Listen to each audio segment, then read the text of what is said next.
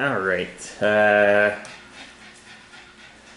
don't remember where we were now. Okay, so great-grandparents, well, I obviously never met any of my great-grandparents. Only knew 3 of my 4. Well, you were alive when...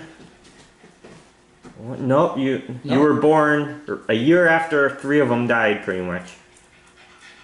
Oh, okay. You know the dates. Yeah, so Ezra, Elizabeth, Okay. and Marie Muller died in...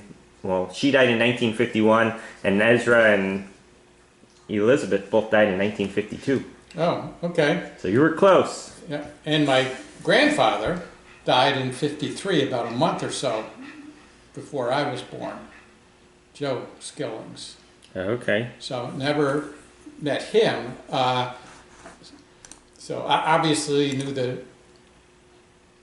dad's parents, my grandparents on dad's side, really well, since we lived a quarter mile from them, or half mile at the most.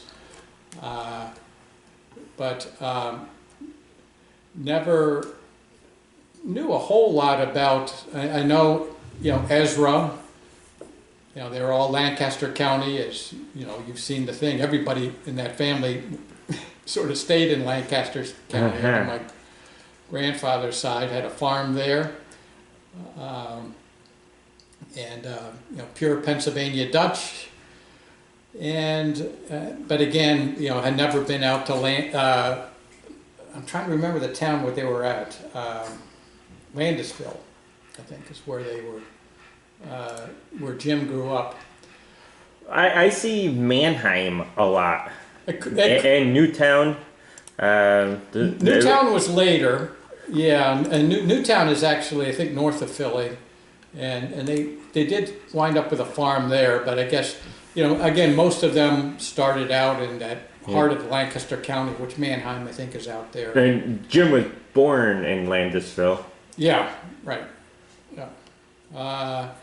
And I have no idea. I do know my dad did work on the farm of Ezra in the summer times. I'm assuming maybe high school or something. Where did he grow up? My dad? Yeah, he grew up in Bronxville. He grew up in that Jim house. lived in Bronxville all... My dad virtually, I think, grew up in the house where my grandparents lived for 40, 50, 60 years. Do you remember that address? 9 Beechwood. That was 9 Beechwood. Yeah. And I know Dad and Jim, now it's possible they may have been born somewhere else, but virtually their whole childhood, I think, was at 9 Beechwood. And then my Nanny and Jim stayed there until Jim died, which he died in 1980. In 1980, and then she eventually then moved to an apartment, which was, I think it was in in the Alger Court, Stoneleigh area, which is sort of the circle, and that was the first place where when I was born, we lived in. Oh, you lived in an apartment? Mm-hmm. Yeah, it's a right next to the hospital in Bronxville, near the train tracks. There's a very nice, nice groups of apartments there they were called Alger Court, and they were like Stoneleigh, Northgate, Southgate, Eastbourne, and I can't remember which one we were in, but they were all sort of Tudor buildings, maybe about 5-story high and stuff.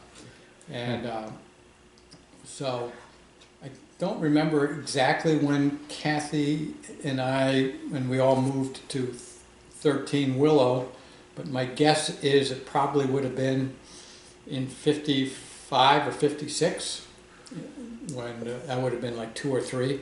I have actually, almost zero recollection of the apartment, other than I do remember we were up on a higher floor, and I remember, the whole big stairways that sort of looped down, I think, in the middle of the building, and I remember standing, always trying to look up over this little stone masonry wall to look down, but I was always too short to look down. So is that one of your earliest memories then? That probably is my earliest memory. Yeah. And because I don't remember moving into Willow Circle at all. I remember Willow Circle, you know, where we probably lived from when I was 2 or 3 to probably, I think moved out of there maybe in 63 or 64, probably 64 maybe. And so I would have been 10 or 11 when we moved out of Willow Circle. Okay. And so a lot of memories there. And that was always probably my favorite. I mean, I loved that place to live. It was just, it was a fun, it was called what's called a community house. And there were 4 residences sharing joint walls. Uh-huh. And there was 2 end residences on either end. Those were a little larger. They had a little side yard, obviously more window space because they had 3 directions. They only shared 1 wall. We were in one of the interior ones, so we shared 2 walls, and so we only had windows at the front and back of the house. But it was a 3-story. You know, I was surprised because I looked the other day at it, and the square footage, and they must not be counting the basement, it was still only in 13 Willow, like 1,800 square feet, which is 1,700 square feet, so pretty small. Yeah. And it's very narrow, but it was 3 bedrooms and a study or 4 bedrooms, and my sister and I lived on the top 3rd floor. Kathy had the much nicer, bigger room. I had the little small room in the back, but I loved my room as a little kid, you know. Well, that's kind of how it is at our house too. The girl gets the bigger room. Yeah, yeah, that's always has been, I guess, in life. So, but that was a fun spot just because it was literally right across the street from the school fields, and so I mean I walked 100 yards and I was on the school field property, and then walked across the. So he had this, even though we didn't have any real property to speak of, you had the school fields to play on, right, you know, literally right across the street. No, this is which school? The high school? Bronxville, yeah. Well, Bronxville only has its high school, kindergarten through high school is All same grounds? All the same grounds. So this is where you ended up playing football at, and Yeah, I mean, grew up. I mean, did everything there. I mean, Bronxville is a tiny 1 square mile. You walk to everywhere. Uh-huh. You know, and back then, you know, obviously different than kids growing up today, or even kids in your area. Wasn't a whole lot of organized stuff. There was, you know, Little League baseball, but that was it. But most of the time, you would just play with either kids in your neighborhood, and you know, there were a lot of kids in our neighborhood. You know, a couple guys across the street you used to play with all the time.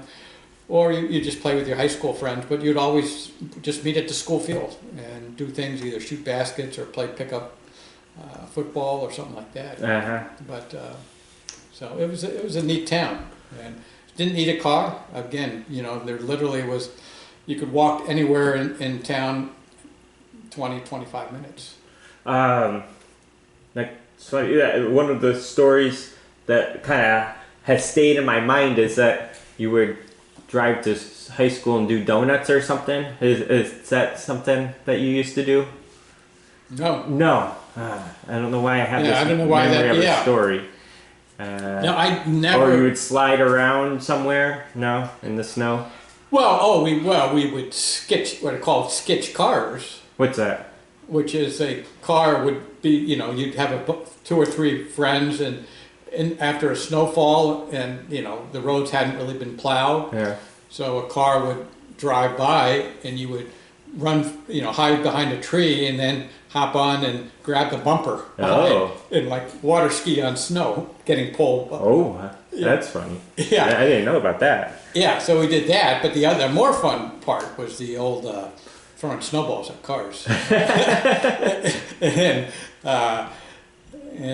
hope to be chased, because Yeah. that's when the adrenaline came. When Well, it's probably a lot different these days. You'd get arrested for you that. get arrested or you get shot. Yeah. But yeah, but back then it was, and you'd always then try and pick out the teenage drivers who would come by, you know, because you knew, okay, these guys, they're going to chase us. And so we had this little hiding spot Elm Rock. It was called Elm Rock because there's a little bit of a hill, and then it had all these rocks and stuff, big boulders behind it, and you could sit there. And it was the intersection of 3 roads coming, and cars would be coming up, and you'd pop out. Everybody would throw their snowballs, see if the car stopped. But then they'd have to like run up a hill to catch you, and we'd all scatter. So we never caught. Never got in trouble from it. Obviously, I think we even pushed the envelope, and a police car would come and throw at the police car. I remember one time coming home from school, and Connor and Matt both threw tennis balls at the school bus. Right over my head, and the bus driver got out and started chasing them. So it runs in the family. How did Granddad feel about that? I don't know if he never, have you ever really knew much about that, or we never got caught. What was he like as a parent? Because I've only known him as a grandparent, where it's a completely different relationship. He wasn't it wasn't the involvement that, say, Mom and I would have had with you guys. Well, that's the generational thing. It is a generational shifting. thing. I mean, first off, they would, Dad was very, he loved his sports, so he was always either playing tennis on the weekends or playing squash, and he and my mom always went out, like literally every Friday and Saturday night, certainly every Saturday night and stuff. They went out all the time. Where would they go? Like to bars and restaurants? No, not bars and restaurants. Shows? Just local local parties. Oh. In Bronx. I mean, like house parties. House parties. They were continual in Bronxville. The local cocktail parties and group of people. No, I mean restaurants. Heck, I can almost count. You just never went out to restaurants hardly. I mean, we would have there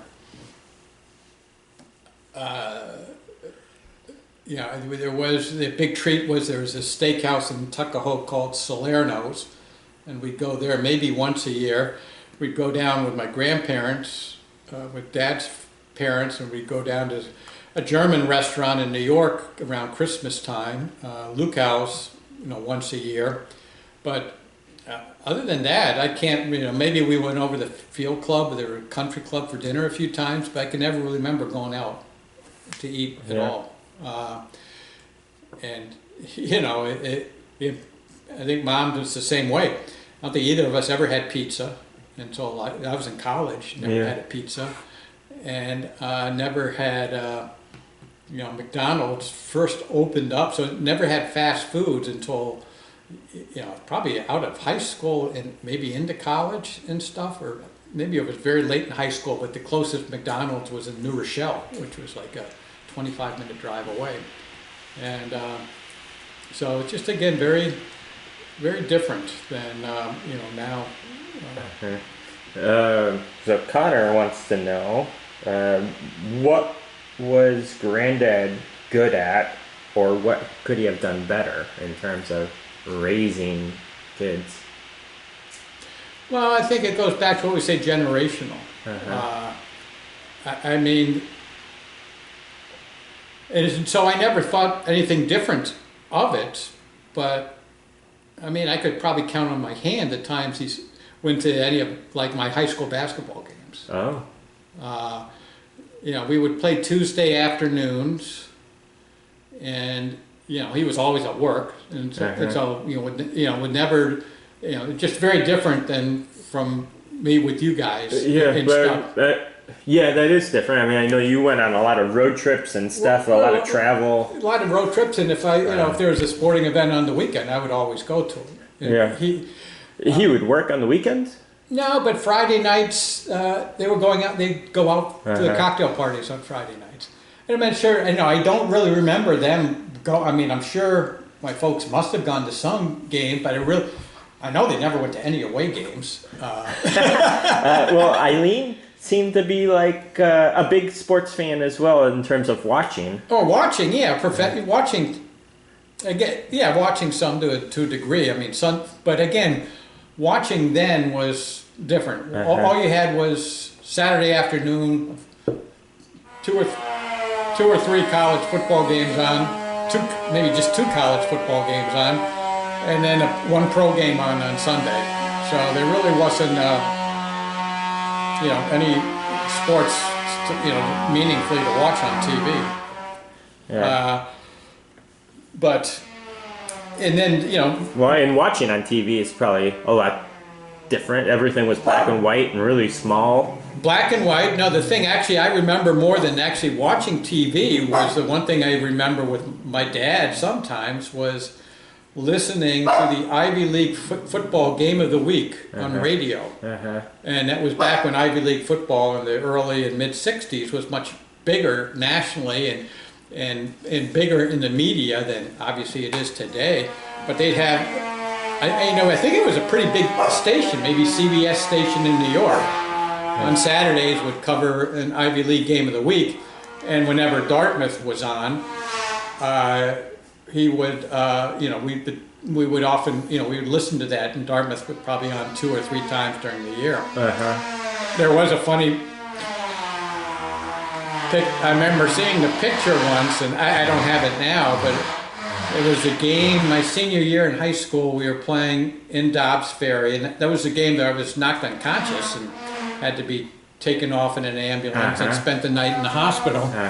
But before the injury occurred, there's a scene of me, actually a picture of me, and I think I was running for that.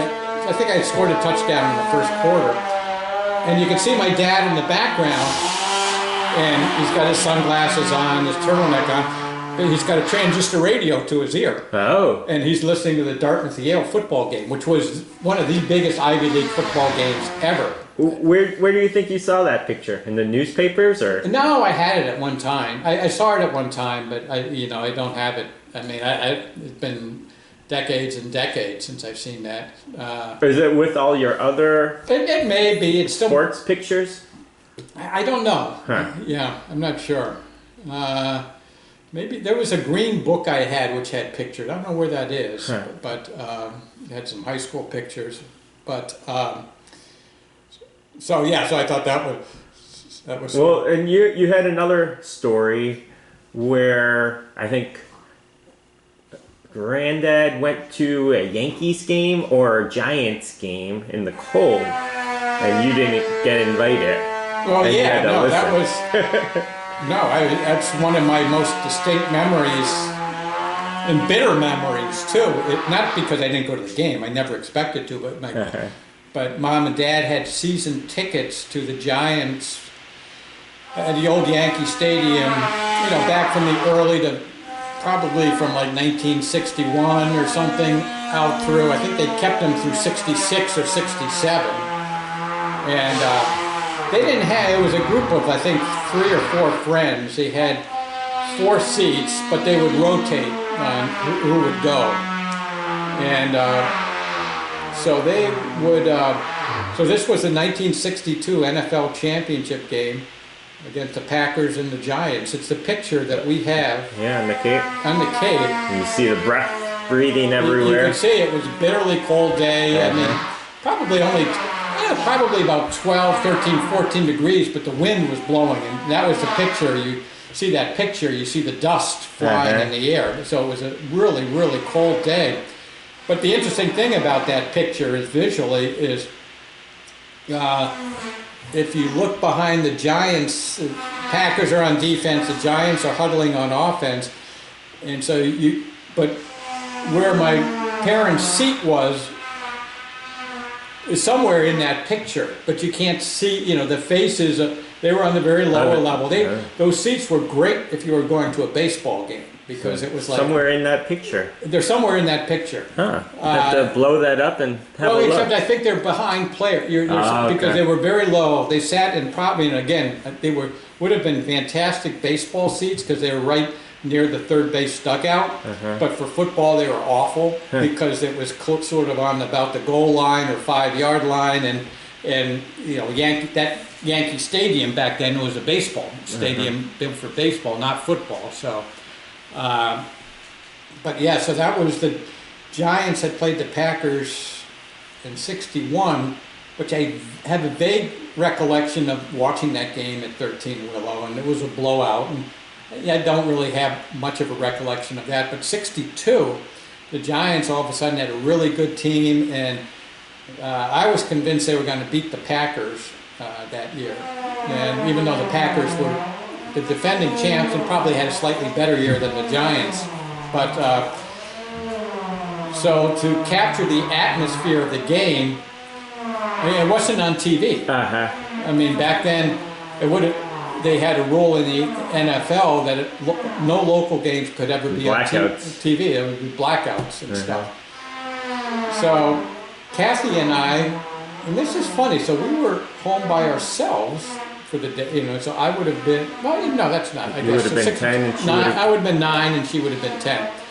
So I grabbed the big radio from the kitchen, and which was the go-to radio we had, and I put it in the vestibule by the front door, and opened the front door, and then opened this storm door a crack to get cold air coming in, bundled up, and then listened to two great announcers, Alvy Regatas and Marty Glickman, call the game, and I'm sitting there in the vestibule bundled up listening to it. And obviously bitterly disappointed the Giants lost that, but that was a very, very fond, very, very searing memory. But when you think of memories of young, I mean, in the sporting events, probably my earliest sporting event memory was the 1959 World Series between the Chicago White Sox and the Los Angeles Dodgers. And I just remember one day my mom dragged me out to see a good friend of hers, Debbie Bond. And we were sitting, and back then, of course, all baseball games were in the afternoon, no night games. So it would have been a weekday afternoon, I'm sure. So my mom and Debbie Bond were sitting in this vestibule in this sunroom talking, and they just sat me in front of the TV, flipped on the baseball game. And I just remember the game was in Old Comiskey Park. The Dodgers won, some Dodger hit a home run. For some reason I recollect rooting for the White Sox. I have no idea, or probably because of the American League team. But then I have that memory, and then the following year, a memory of a baseball, of watching, again, this time in 13 Willow, the Pirates beating the Yankees in the 7th game on Bill Mazeroski's 9th inning home run to win that last game. So, around sports, you sort of have a little bit of those memories, but those are about the earliest ones. You were a Yankees fan during their heyday. Yeah. Joe DiMaggio, and then you got Mickey Mantle coming. Yeah, but one other somewhat funny other sporting event I remember is, I think this was probably back in '61. I actually verified it a while ago when I was thinking about it. Was I went to the Pennsylvania Columbia football game with Jim. And it's the only time I'd ever done anything with Jim. Besides go to their house for dinner and going out to dinner at Luke House. But he took me, it was a November day, he took me to the Columbia Penn football game, and I didn't think much of it at the time, but now I think about it, why would he do that? And I figured there was something going on at the house. He needed an excuse to get out of the house. I bet you Nanny was having a bunch of people over. It was a little too cold for him to play golf. And so Jim he played golf every Saturday and Sunday. He was an incredible golfer, from spring to late fall. But this was probably I just remember it's a cold, dreary day. It's probably, a week or so, maybe 2 weeks before Thanksgiving. So I bet you he just said, okay, I got to get out of the house. So he said, we'll go to a football game. Because he never watched. He went to Penn? He went to Penn, yeah. So ostensibly, I guess we were rooting for Penn. I don't really remember. Penn got their butts kicked. It was actually probably one of the last great Columbia football teams back then in '61. So you don't really have much memories of Jim outside the house? No.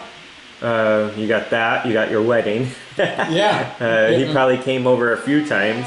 He came over to our house a few times, but most of the memories are we were always over there for big events and stuff. Do you remember seeing on display anything like World War One? All that stuff that we got, like his pocket watch, you probably don't remember because that was No. packed up. Yeah. What about pictures of like Gezra or anything? Nothing? No, not family pictures. No. You know, I remember sitting up, you know, whenever we'd have dinner, we'd go off after, you know, it was always the same routine. We'd have dinner over there, if not every week, every other week. Sometime during the midweek, and it was always a great dinner, sit-down dinner, but it was always the same. You'd walk in the front door, go to the right to their nice living room and stuff, and they'd have a cocktail, and then Elwood, the butler, would come in and say, "Dinner served." We'd walk up to the dining room, have dinner, and then afterwards we'd go into the study, which was a neat wood-paneled study. I do remember it always had a picture of a hunting scene, English hunting scene, all these guys on red jackets riding through the forest, you know, but the desk, I think Jim's desk, which we have that's the one upstairs. upstairs, I think was in that room. If it wasn't, it might have been in the room on the second floor. Well, I know it wasn't in his office, so that was a home desk. Oh, no, that was a home desk. Yeah. So, but then Jim would actually always then have, I think he liked bourbon, and he'd have a nip of bourbon and would smoke one cigarette. And that was his way of relaxing at the end of the day. So, did he have any other cocktails? I really don't remember him much. He loved bourbon, I guess, because I remember after he died, Nanny gave me several of his bourbon bottles. It was said made for James D. Miller. You know, he must have bought them in bulk and then had his own label put on them. I forget who made them. You know, Seagram's or somebody like that. There's still Seagram's in the basement. Yeah. You still have them. Do you have many stories or memories? Did you ever do anything with Helen? No. You only saw her with Jim. I only saw her with Jim. She loved the track. Horse racing. Really? Yeah, and she apparently always did very well. She always claimed she had a sister, and so.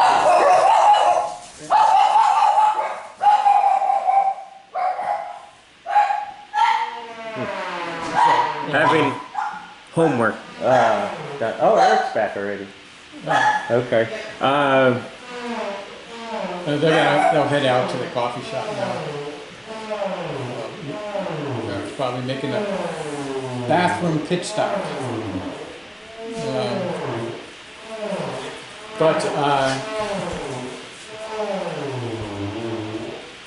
So she loved to go to the racetrack, and she apparently she did very well.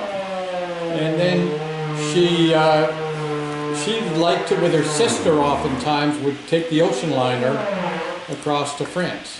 Do you have many memories with Flossie then? I do. A fair number of memories of Flossie, just because Flossie lived on the Upper East Side in Manhattan.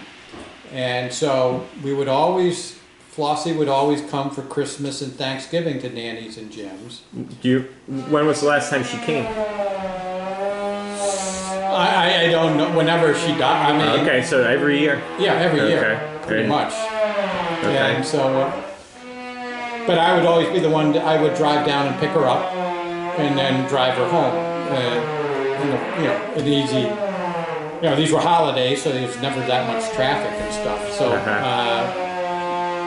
so I'd always, ride in the car. She was just a sweet lady. And she told you stories about stuff or no? She may have, but I don't really recollect a whole lot. I mean, she loved to travel. She loved to go to Europe. and stuff. And she and my grandmother again would go on, one of the big ocean liners that would leave Manhattan, the west side of Manhattan. And Yeah. that was the way, you in the 50s and 60s, you traveled, not in airplanes, but take the Queen Elizabeth or something like that over to either England or to France. And she also dabbled in going to South America or the Yeah. islands down there. Yeah, and I think my grandmother might have done that. But yeah, unfortunately, Flossie had her father, who was known as Uncle Willie. I never met him, obviously, but came over from Germany. Very strict. Yeah. And so apparently Flossie either got engaged or might have even gotten married very briefly to some guy of Hispanic. Cuban, I think. Cuban, yeah. And that was quickly shot down by Uncle Sebastian is what I've been finding. Okay, yeah, that makes sense. And so that was, and so then she lived by herself the rest of her life, which was, again, it's too bad, different era. She died in her apartment in the Upper East. I mean, not necessarily in there, but she was living in the Upper East Side the whole time. That's what I'm guessing. I really don't remember that, but yeah, I don't think she ever really moved out of New York. Do you know if she went to school or anything? I don't. I would sort of doubt it. I mean, I don't think there was. I don't know if Helen really went to school post like elementary school, basic. Yeah, I don't even know if she went to high school. I don't think my grandmother ever went to college or anything like that. Never heard anything about that. So. Well, speaking of Helen, isn't she the one that listened to Mr. Blue? No, that was my grandmother. Your grandmother. Yeah. Who? The Irish call her Grammy, but. So Eileen, Ellen, you always call her Grammy. Yeah, I call her Grammy. So this is your grandma on the other side. Yeah. Yeah. She lived with us at 281 Pondfield for about a 2-year period, maybe a year and a half. Or I'm guessing it certainly was more than a year, and I don't know. It must have been so. For a long time, she lived up in Gloucester on her own after her husband Joe died in '53. My guess is, so she couldn't have come down to live with us until maybe 64 or 65. She died in 71. She died in 71. She lived with us for a couple years, and we had a nice little setup. I mean, I never knew the dynamics of how that went down with my father having her live there and stuff. But, at that house at 281, there was sort of 3 small rooms over the back of the house. I had the front room, which is again with a small bedroom compared to the 2 sisters who were next to me in much bigger rooms. But then there was a hallway that then went over the garage, and it had its own back stairs to the kitchen. An in-law suite. It was an in-law suite, and there was then a little sitting room on one side, a bathroom, tiny bathroom at the end, and then a bedroom right, that was the very end of the house over the garage.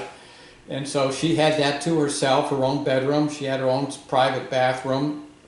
No shower or anything, but again, I think people in her generation, they just took baths anyway, and not showered. But then where I would spend a lot of time with her in the sitting room, which was between our 2 bedrooms. So it was my bedroom, her sitting room, and then her bedroom. And she'd sit in there, and she had a tiny black and white TV. She had a tiny little record player, and she'd have this couch and one chair. And she would sit there and knit and watch her TV soap operas or watch her TV shows that she watched or whatever. And so that's where, some of the songs she liked to listen to the old songs by the Platters. Smoke Gets in Your Eyes. Yeah, and I'm trying to remember what their most famous song was. But then that's where I remember hearing Mr. Blue, a lot. She always. Yeah, why does Mr. Blue stand out though? I know because he played it all the time, and it's a song I always. And that one stands out more than the others because for two reasons. One is in that movie of Diner. That's playing in the background in the diner scene. So you recognized it when you saw Diner, and it brought you back. Then. It brought back, but then the other, even bigger one was when we lived in Philadelphia, and there was the radio station I always would listen to if I was driving to work, and it was a weekday morning show. It was one of the most entertaining weekday morning shows ever. A couple guys were just funny, and they didn't really play. It wasn't music; it was more talk. But for whatever reason, they loved that song, "Mr. Blue," and so it wasn't played every day, but I would hear it periodically on that, and that got sort of more seared in my mind. The Platters, Only You. No. The Great Pretender. The Great Pretender. Yeah, that was. That was one of her songs. Yeah. But yeah, so she was always, fun. She was very. Again, not to get it. Obviously, she came over, and we just discovered sort of eye-opening on more of her background, which I never even knew about until last week. That she's one of actually 6 kids. Yeah, it's hard to tell because sometimes the kids can get double counted when you see different iterations of their names. Yeah, but that actually was a census. The census So said the census 6. in the house. Yeah. And the difference, and where I knew it was them because we knew from her birth certificate she was born in Big Marsh, which was a section of South Ogaden. And I always thought Big Marsh, okay, I had no idea anything about Big Marsh. Well, that census there's only 10 houses, 10 or 12, might have been 12 houses in Big Marsh. And so they were in house number 6 or 8. And it was John, Johanna, Minahane, Dennis, who was, and I couldn't remember whether the oldest boy was Dennis or Daniel. I remember her talking about that name. Yeah, but there could be both because you see both of them pop up. Yeah, but but this definitely is it. Because, this is the one I sent you. That's definitely the right one because that's Dennis, and then I sort of remembered that there was someone named John. Mary. And Mary's not even in that census because she was over. That census was in 1901, and at that time, Mary, who must have been the oldest, she was living in Boston. So it was the 2 oldest boys, but then there was another boy, Thomas. Patrick. Patrick, I think, was Thomas. So I never knew he existed. Then there was my grandmother, and the reason why I never found any of this was in this census. They listed her name as Nellie, which I don't know if that was just typical in Irish records, just a different name, or if my grandparents, that was the nickname, and they just said, "Oh, this is Nellie," and they wrote down the name as Nellie. But it did. The years dovetail exactly to whatever we knew about them, and again, there's only 10 or 12 places in Big Marsh, and they all have the same names that we knew about. And so she was 10 or 11 at the time, and then there was 2 younger kids, which I had no idea about. And she, a boy, Patrick, and a girl who was named the same as the mother, Johanna. And whether they died or they're back, look into it more. But that sort of, so there was actually 6 kids living there, and then Mary. So my grandmother was one of 7, which at most I thought she was like one of 3 or one of 4. I figured there might have been 4, but I had no idea there was 3 other kids. And then Eileen had a bunch of siblings too, didn't she? My mom was one of 3, but it's funny. See, I don't think my mom ever knew that either. That she had all those that she had all those aunts and aunts and uncles. uncles, yeah. That she, because my mom has absolutely, my grandmother was never talked much about. I think, I'm just surmising she was very, very bitter at her father for sending her away. And I'm guessing after the date of that census, 1901, I'm guessing her mother, Johanna, must have died shortly after that. And, that's when he shipped her off, to America to live with her sister. And as far as I know, she never had any other contact with any of her family members after that. Of course, obviously, and there's no telephones, no internet. There wasn't, but I do remember her. She had the Irish.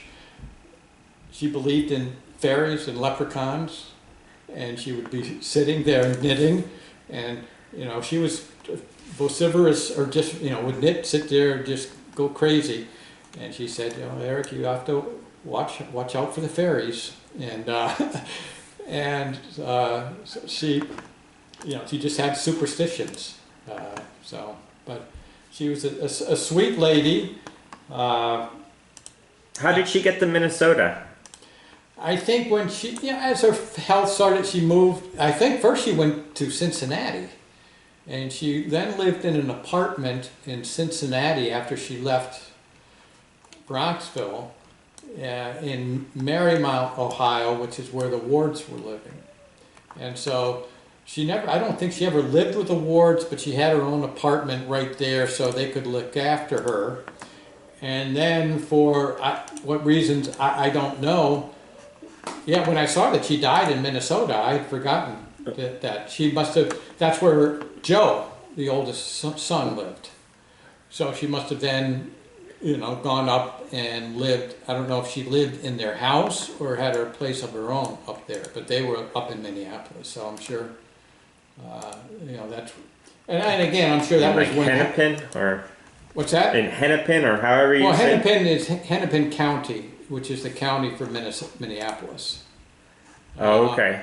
So when they said Hennepin, that's just like saying pretty much in the city. No, that's saying like Ozaukee County. But it's Minneapolis, so it's got to be close to that big city. Yeah, no, yeah. I think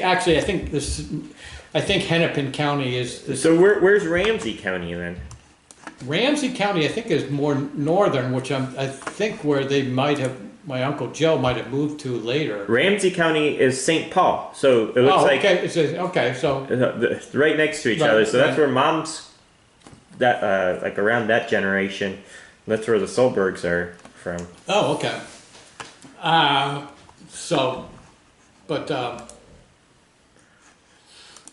I just remember then. So she moved around a little bit, but I'm sure her health was going badly back then. And so yes, like she died in '71, my senior year in high school. Okay. Switching gears, there was a lot of historical events that happened in the 50s, 60s, 70s. Do you remember where you were during any of them, like Kennedy's assassination? Oh, sure. First of the earliest ones, so it predated during Kennedy administration. What the early public events, you remember, was the Cuban Missile Crisis in '62. But what would have been the big event that you would have remembered where you were? In schools. I remember doing the nuclear war, attack, Oh, yeah. as a little kid. Bomb shelter. There's no bomb shelter. We'd either, in Bronxville, you would walk down, everybody in the classroom, if you were unless you were in the basement floor, you'd walk down into the basement and you'd sit in the hallway, and they teach you how to curl up and, protect yourself from that. And there were other times they would say, that you would do these drill, and I don't know how many of them we did, but more than one. There were several of them. They had one where you'd sit underneath your desk and stuff. I mean, you look and you see you can go on the internet and see pictures of kids, and that's what we did. Well, we did that too, but for hurricanes. Okay. Or not hurricane, tornadoes. I remember being ushered out into the hallway, and we would go into the coat racks that were in there, so you're away from all the glass windows in the classroom. Yeah, this was nuclear attack. A little different. Mother Nature versus nuclear. A funny thing is I was just reading something about that the other day, and somebody had written, actually it was one of the Powerline guys, and he was this blog from Dartmouth guys who were about 3 or 4 years older than I was, and he was writing that he grew up in Atlanta, and they were during the Cuban Missile Crisis, and they said Atlanta decided maybe they were more fearful because they're a major city close to Cuba, that they thought, okay, they could be one of the first targets, and so the city decided to do this evacuation of the whole city. Wow. They were going to do a test of, set up, okay, everybody get to your cars and leave the city. Because they figured they thought they would have like hours still before they would, have, the ability to get out, these early warning. I mean, these missiles still took a while where the Russians would come and use bombers from Cuba or stuff. And so they thought, okay, they have a couple hours to evacuate. So this guy said, so we did this all city one day emergency of everybody get out of Atlanta. And he said it was an abject, colossal failure. And he said, we were in our car for 2 hours and had maybe gone a half a mile.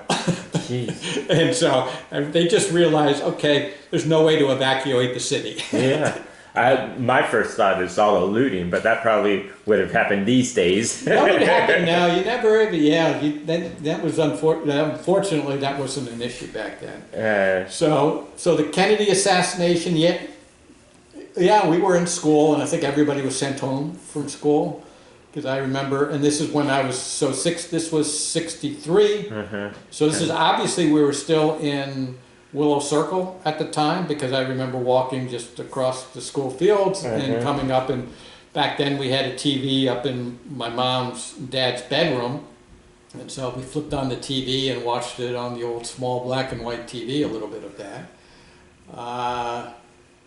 And again, as a 9-year-old, 10-year-old at the time, didn't, no real reaction.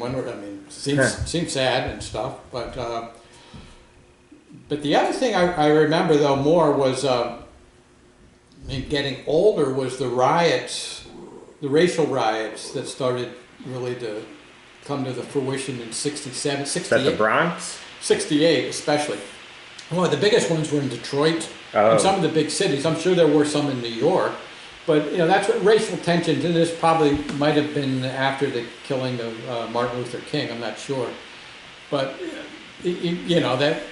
that was boiling over, and we were obviously in 281 Pondfield at the time. But you always thought, boy, what would happen? The town I grew up in, Bronxville, was virtually all white. Right next to us was a town, Tuckahoe, which had a large black population, but much more ethnic, more Italian, more middle class, certainly than Bronxville. But so I always wondered, boy, what would happen if there was riots? Tuckahoe come and riot and burn down Bronxville. But obviously, nothing ever happened on that. MLK's assassination would have been huge in the news too. Oh, yeah. Do you remember where you were during that? I don't remember exactly, but I remember watching, a lot of it, because because back then, 68, I'm 15, I'm old enough to know this is not, this is going to spur a lot of problems. Because again, that was when the whole, I think there were already some riots going on in cities, about, and rightfully so. I mean, there was just I grew up in a time there was still, and not the racial, equality or opportunities that, there was just a decided blacks were, much more of an underclass. Yeah. So I would have been around the same age, maybe a little younger, for September 11th. And I think 15th. And I remember exactly where I was. It was right outside Veterans Park, driving to Marquette on the Lakeshore Drive area and listening to Bob and Brian. Yeah. When they said plane crashed into the World Trade Center. Do you remember where you were for that? Oh God, yeah, incredibly distinct. Yeah, I was working for Heartland Advisors. It was a Tuesday, and it was an absolutely gorgeous day. And I was meeting with a company that were just in this new hotel, the Metro Hotel in Milwaukee had just opened. And more of a upper end, end hotel. And it was like 3 or 4 blocks from our office. And I was meeting the CEO of a company and probably CFO. And we were, some analysts had gotten a couple local Milwaukee money managers. And so we went over there, had breakfast, over there. And meeting with this group. And then I remember walking back to the office from there and just getting the news about it. Well, yeah, it would have happened probably an hour or so before. It probably happened just as we were breaking up. Oh. I mean, just as we were still having the meeting. We were actually meeting in the hotel room, but there's no TV on. And obviously back then, nobody had cell phones. Back then, we're still in the 2020s or the 2000s. I mean, yeah, 2000, 20 years ago, but nobody had really cell phones. No, I got my first phone in like 2006 or 7. Yeah, so there wasn't, your phones didn't blow up with text messages. They didn't have cell phones. Yeah, they didn't have it. So they had the big bulky ones with no texting. Right. So you had no awareness of it, and so. It's probably happened in the last 15 minutes of our meeting, but I just remember walking. I remember walking down the street, to Heartland office, and just almost stopping.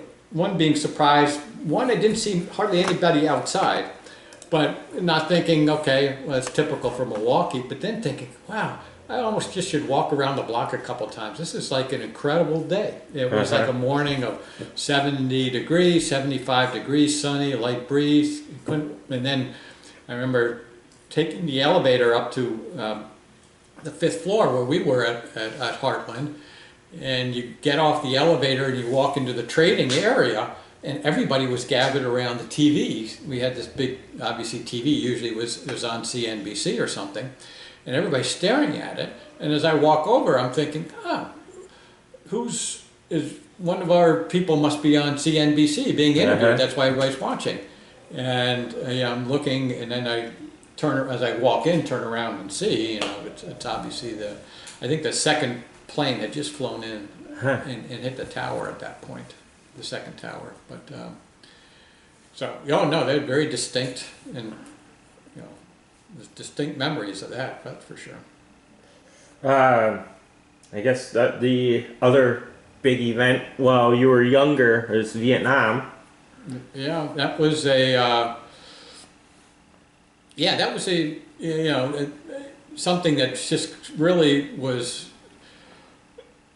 a defining time in America, in that when you think of post-World War II, the economy really began to develop. The economy, people had lives really advanced quite a bit, where a lot of people had cars, TVs were just starting, and there was really, there was the interlude of the Korean War, but then once you got past the Korean War into the late 50s and stuff, it was a much more of a stress-free, as probably a 10-year period of probably one of the most stress-free environments, my guess, in America. Obviously, there was undercurrents of poverty and racial issues, but they weren't bubbling over at that time. And so, and you look at the popular TV shows of the time, you look at the popular movies back then, it was, rock and roll was just starting, taking off, and kids, going cruising, on streets, and it was just a very easy life. And then obviously Vietnam. Well, then you had the Kennedy assassination, and then you had the escalation in Vietnam, and it became much more real when people were going over there getting killed and getting drafted. And so yeah, even in our small town, there was two guys. I mean, I knew one pretty well. He was my JV football coach, Bob Burt, who he was a younger guy, so he was like an assistant coach. But I must have been in like 9th grade at the time. But he was, I don't know if he enlisted or was drafted, but he was the first person I ever knew who then died in Vietnam. And then shortly thereafter, I grew up with this John Ransom, who was in my class at Bronxville. And we knew everybody in our class. There's only like 115, 120 people in the class. Uh-huh. His older brother Mike was killed in Vietnam. And those, back then everybody went to the funeral of John. Bob Burt's was at the Bronx, was a Catholic at the St. Joseph's Church in Bronxville, and Mark Ransom's was at the Reformed Church.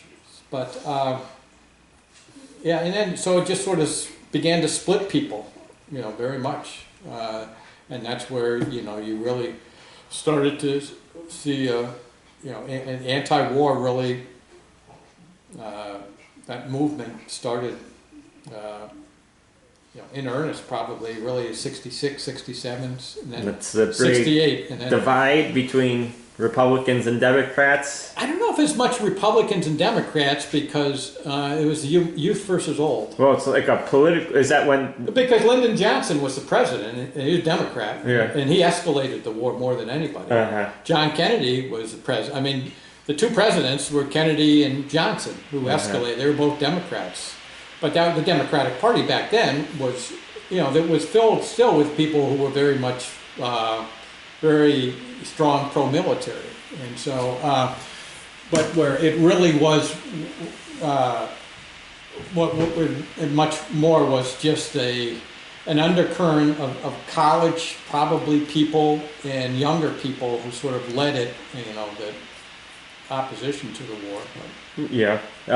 What do you remember about the draft?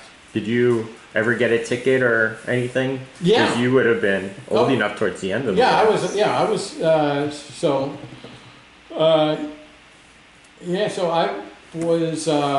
We got a draft. The draft was still going on, and I think so. The 1970 draft, which I had a couple very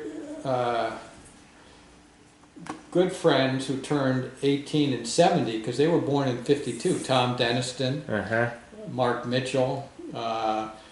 So they were old enough for the 70 draft, and both of them got sort of lower numbers, and so they both wound up joining the National Guard. And joined the Coast Guard. yeah, well, this was national. Yeah, they both wound up joining National Guard, New York National Guard, and because there's a chance. I think both of them probably would have been drafted into the Army at that point had they not preemptively enlisted in the Guard, and then and that was a much longer commitment. That was the trade-off. Is you could just say, okay, I'll either just do the 1 year in Vietnam, 2-year military, but 1 year of it in Vietnam, or else join the National Guard, which might be a 6-year commitment. It wouldn't be full-time, obviously. It'd be like a month or so in the summertime, and then weekends periodically. So they both did that. And so then for the guys who were drafted in 71, who were 53 birthdays when we turned 18, I remember sitting in there's obviously no internet to pick this up. So sitting in my bedroom at night, and I'm sure all my other friends did this too, and they would tell you the draft was being done, you could listen to it on radio. And so I remember listening to the first birthdays being called out and stuff. And, okay, March 3rd is number one. And, so you didn't want to hear your birthday called out really early. And so I remember, I think mine, I had a really high, I was well into the 200s, was August 6th. So at that point it was assured, okay, there's absolutely no way I'm ever going to be drafted at that number. And there were a few people who were drafted, but very low numbers. So, and again, I was early on, brought up in a family, support the war, and it always made sense, the domino theory. But, by 1970, 71, it was apparent that, it was just a fiasco. And so I think even the most ardent person just felt, well, I just don't want to be the last person killed in Vietnam. Yeah. Because, the end point was known, what was going to happen. It was just a matter of when. So obviously did not want to. Well, I bet songs like Eve of Destruction were very popular for the high school turning 18 draft. Yeah, I think one of the best period movies I ever saw, which probably captured it as well as anything, was the movie Platoon. Well, that was in the 80s. Yeah, that was in the 80s. I don't remember. There was no draft in that, was there? He was just enlisted straight to Vietnam, or? Well, some people were drafted in that, I think, but those guys were. A lot of others did enlist, but because I just the dichotomy, that was sort of captured the social impact of. The war was much heavily more fought with a lot of poor white kids or black kids were very disproportionate. The the commanders or the captains and lieutenants tended to be white, educated, guys, maybe they were in ROTC or something. But you look at the common soldier there, and most of them were drafted, and or some enlisted, but they enlist. But I remember in that movie, one of Martin Sheehan, Charlie Sheehan, confounded his platoon mates when he said, "Oh, I volunteered." Oh yeah. And they looked at him, what? And they were all blacks, and they were saying, we didn't volunteer. We were just, we were drafted and we couldn't get deferments. Obviously there was, in the early years of the draft, there was a lot of deferments for college. And so richer white kids would go and get their college deferments, and they'd get 4 years then to hope the war ended in that 4-year period. And finally, by the end of the draft, so this was true in 70 and 71, at least, I don't know when it started, 69 maybe, is they got rid of the college deferments. And because people realized this is a scam. I mean, nobody can justify it.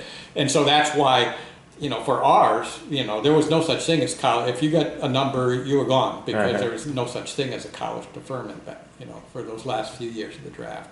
And that's why my friends, Tommy and Mark said, okay, next day they went down to the office and signed up for the National Guard, because they were going to, have to report to the draft. Do you have any recollection how low their number was? It was pretty low in the single digits or teens. I mean, both of their numbers were low enough that they would pretty well, for sure they'd be drafted.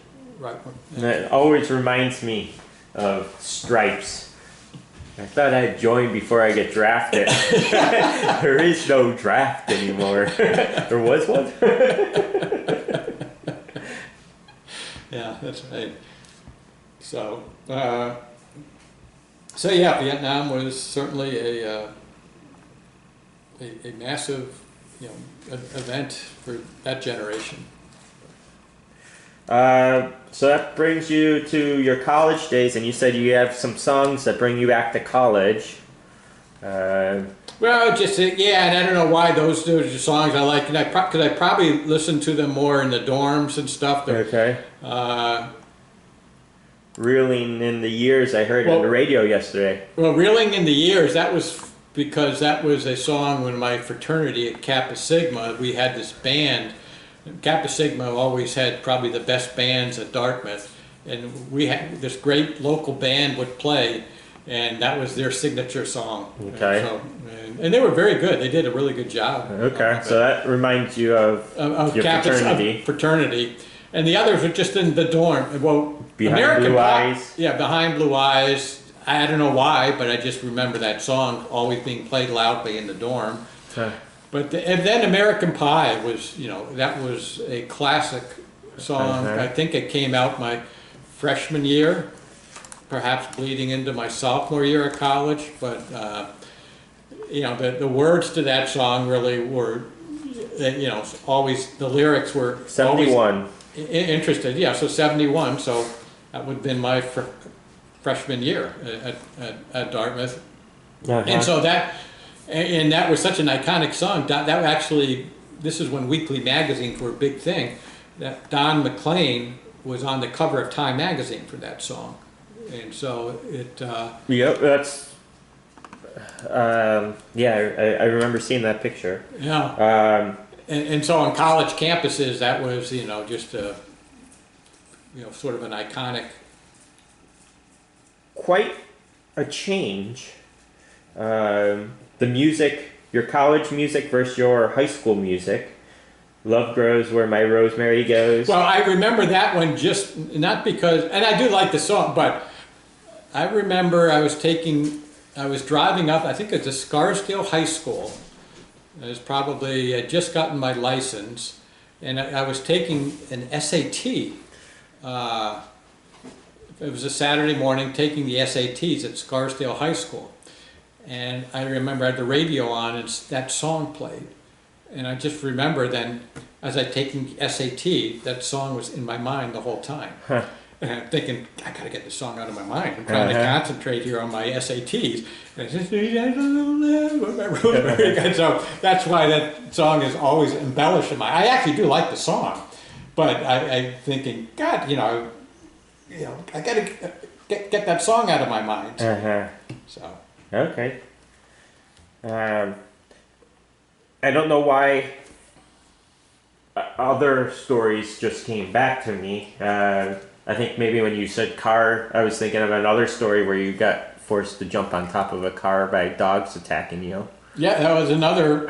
Educational. I'm going to take the law boards. SAT. Yeah. There's that. At Columbia University, and as Mom would always tell you, I'm always early for everything.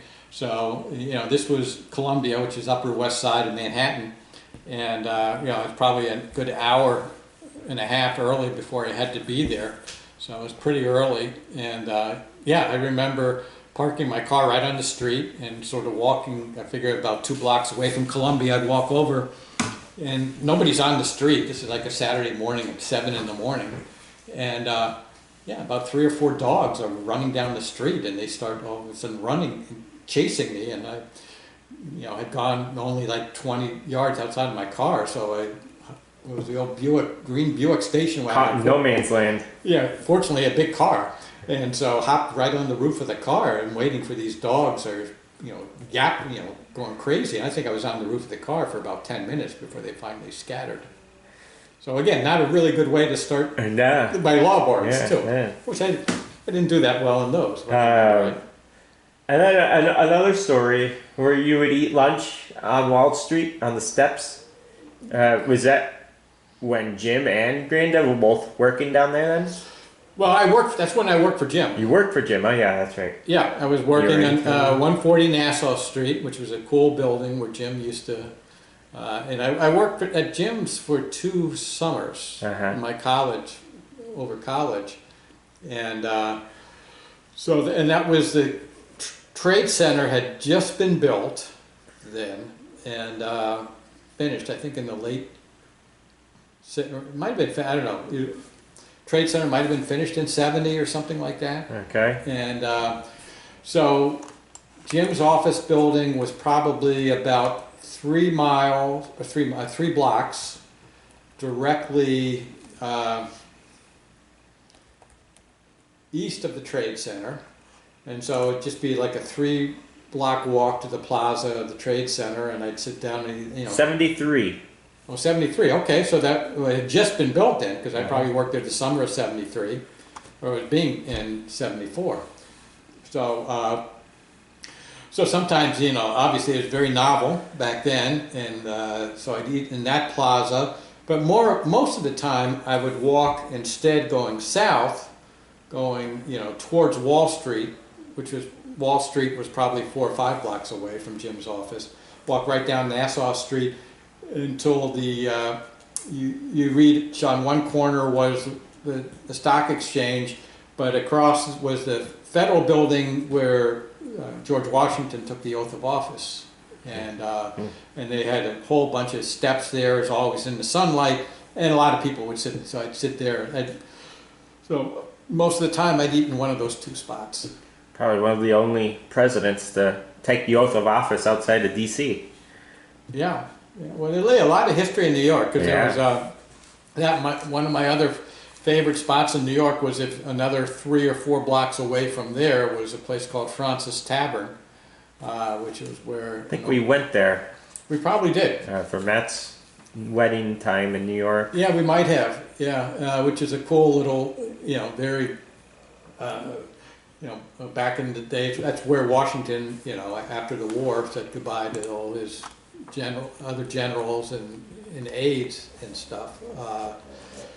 But even when I was working for Heartland or somewhere, and I did a lot of business in Lower Manhattan, if I was staying down there and had some time, I'd oftentimes would just go. There's a little bar with a nice little fireplace in it, in Francis Tavern. I used to just love to go in there and just have a drink and soak up some of the history of it. Well, it's still around.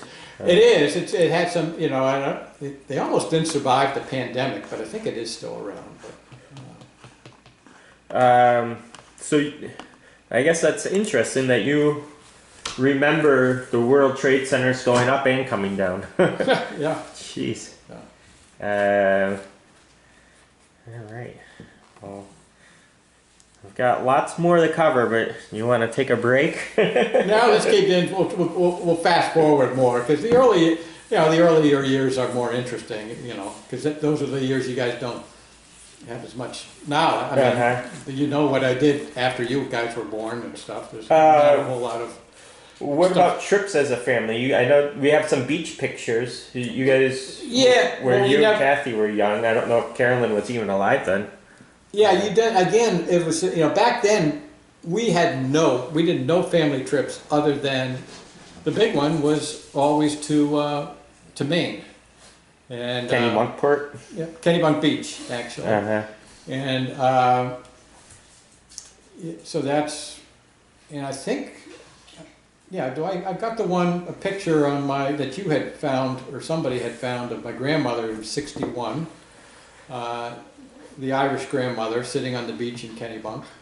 I probably have it, but Yeah, here, hold on. I got that on my dresser, I think.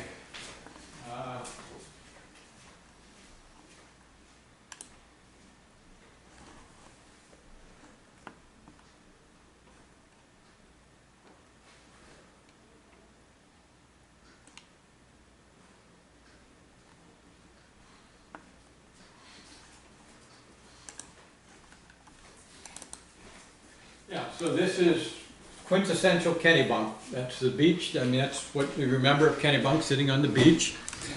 That was 61, where my grandmother obviously came up from Gloucester. And, but yeah, so that was a month, we were there for a month. Usually the month of August, sometimes we'd go there late July. But the Ward family and the Miller family, the twin sisters, they'd get together and we'd rent a house for the month. A couple of years it was the same house, but oftentimes it sort of moved around too, which was sort of fun. Different houses. How do you think you guys found that going to Maine? How did that start? I don't know how my parents and the Wards sort of picked that. My uncle Larry, who married Edie, my mom's twin, he had actually lived in Maine for a while. He grew up in Boston, but then his business, Palm Beach Company, it was a clothing business, had a big factory in Sanford, Maine, which is very close there. So they'd spend a lot of time in Maine. So they would just I don't know how they wound up picking it, but that was just. Well, and then also the Skilling, or well, yeah, it would have been the Skillings were in Gloucester for something. Well, my grandmother lived in Gloucester, but yeah. And that's where. And Gloucester would have been about an hour away, Yeah. hour and a half away from Kennebunk. So, I mean, my grandmother, she didn't, I remember much more of going down every time we were in Maine. We would always go down at least once and go down and spend the day with her at her place in Gloucester. And, but then, obviously she came up a few times too. But yeah, Maine was a fun. I mean, very fond memories there. I mean, your houses were, very close to where I learned actually to play golf. We were never a member of the golf course, which is Webb Hannock Country Club, but my uncle Larry was. In fact, again, one of the all-time, I think my all-time most fun story is one year when he was actually, and this was well after I had stopped going to Maine, but he was the president of the golf of Webb Hannock at the time, and this was when George Bush Sr. was president, and he obviously, the Bushes had a place in Kennebunkport, which would have been about 2 miles from where Kennebunk Beach was. And George Bush Sr. loved to play golf, loved to play very quickly and early in the morning. But he always played at this other club called Arundel, had never played at Webb Hannock and wanted to play at Webb Hannock. So called Webb Hannock one day and said, hey, this is, or somebody called, said the president would like to play golf. And so my uncle, who was a very good golfer, said, oh, sure, I'll play with him. So they decided to go out like at 7 in the morning or something. And whipped around, played very fast. And the Secret Service, they put George Bush's golf clubs in the back of the limo. It's probably back then not quite the entourage of SUVs as you had now, but a couple cars for sure. And then they just leave Webb Hannock. And then as they leave and the cars sort of head out of the parking lot, my uncle notices this black attaché case sitting on the ground next to where the car where they had just thrown his golf clubs into. And he figured, oh, somebody must have taken this out to put the clubs in and never put it back in. So he picks it up, looks at it, goes into the clubhouse, obviously no cell phones, and so just calls, somehow he had the number, and said, oh, somebody left this black attaché case here. And he said, all of a sudden, within minutes almost, you see this cloud, because there were dirt roads there, you could see the smoke rising, the dirt rising from the roads as these cars come flying, a couple cars come flying, and and take that attaché case, which we always surmised was what the secret code was. The nuclear. For nuclear code, somebody had actually left it there. But so Maine was great, and I think that's why it was always fun because it was an extended family, the Wards and the Millers. But the other thing we did as kids is we would exchange too. I think I spent 2 years. So month of July, I would go maybe to Cincinnati, and Eileen would come to Bronxville.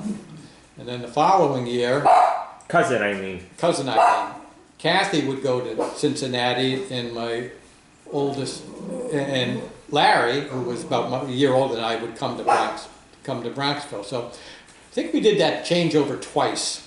I think I went to Cincinnati. I did go to Cincinnati 2 different times. And so spent the month out there, and then we'd go be in Maine. So, I would spend on any given summer off in, 2 months with, somebody of the Ward family. So, all right. Briards. How'd you get into Briards? Well, Kathy wound up, we had lost our dog, a Cocker Spaniel named Duffy, and they were, so Kathy, was tasked. It had been, and we didn't get one right away after that, but Kathy was, sort of led the charge to find another dog, and so she found Pulled out the a Briard. dog book, and Took a dog book, and and she found the Briards. that was, who was your first Briard? First Briard would have been Brandy, and Brandy was, turned out to be essentially my dog. It was very, because I would take, again, my dad and mom will never walk, and this was, we had Brandy when we were in 281 Pondfield, so it was wonderful. We had a very big fenced-in backyard and stuff, but still, I would take her down to the park a lot, and And I'm sure you got a lot of, what kind of dog is that? I suppose. Yeah, I don't really remember that much, but in the parks, they weren't. It's not like they were dog parks. They were just regular parks and stuff. And so, but so she and she got very, very close to me because I was the one who would always do everything with her. And so I remember the stories when I went to college in the fall.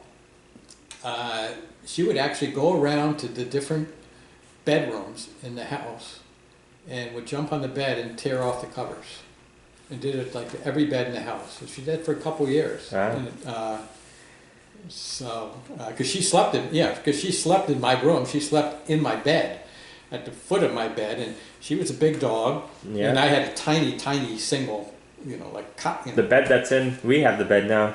Yeah.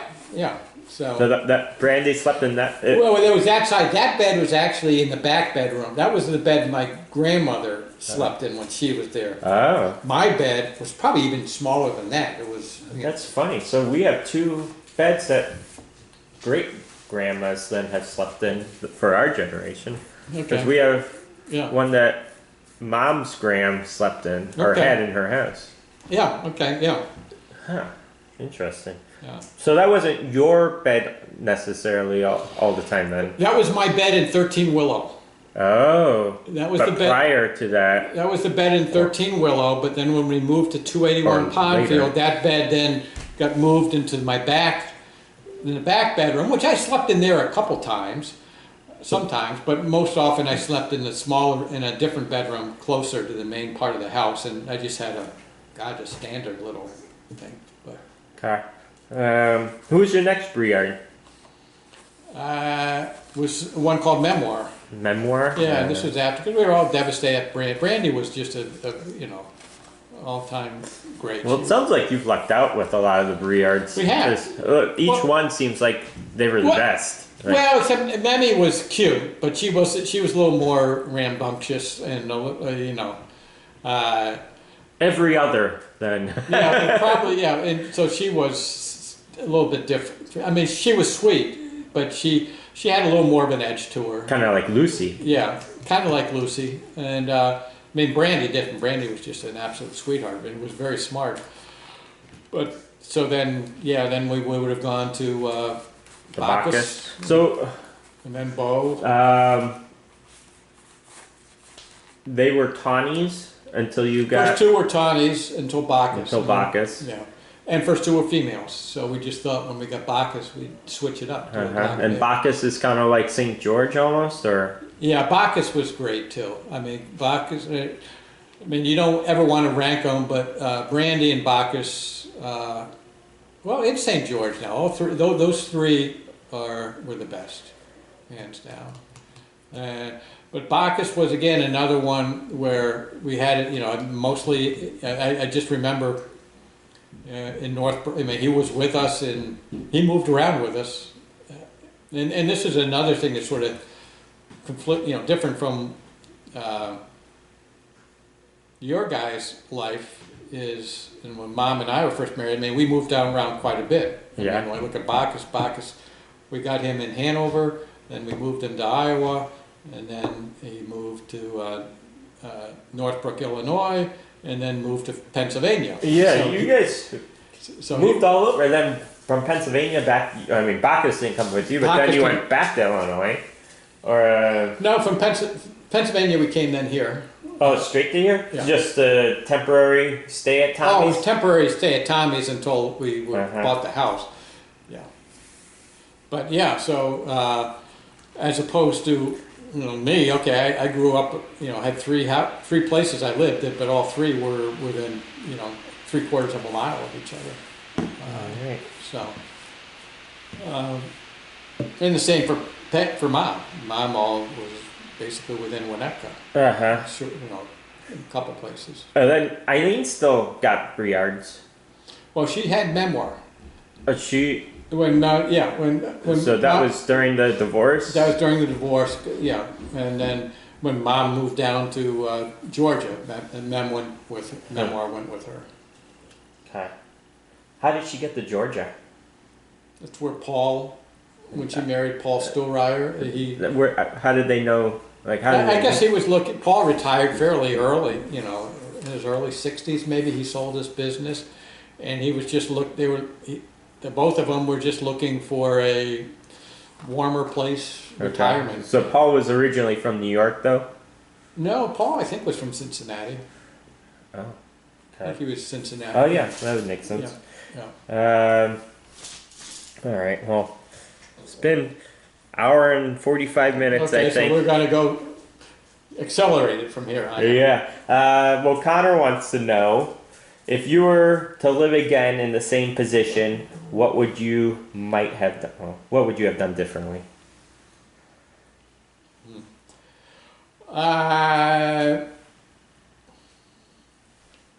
Well, I wouldn't change. I mean, I loved the town I grew up in.